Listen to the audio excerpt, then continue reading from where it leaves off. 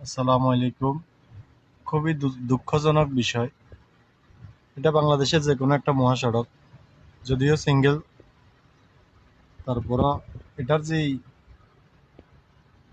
ভাঙাচুরা রাস্তার যে কন্ডিশন, এভাবে চলা যায় না। মানুষ খুব কষ্ট করতেছে।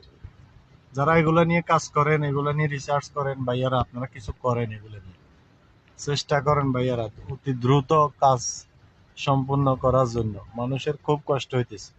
একটা অ্যাম্বুলেন্স রোগীর অবস্থা খুব খারাপ দেখছি। অ্যাম্বুলেন্স কোনোভাবে আগাইতে পারতেছে না। রাস্তার যে কন্ডিশন, এই মহাসড়কের মধ্যে রাস্তায় এত বড় বড় গর্ত, এগুলা যে বৃষ্টির মধ্যে হয়েছে ইদানিং তা নয়, এগুলো অনেক আগ থেকে, আজকে প্রায় দীর্ঘ বছর।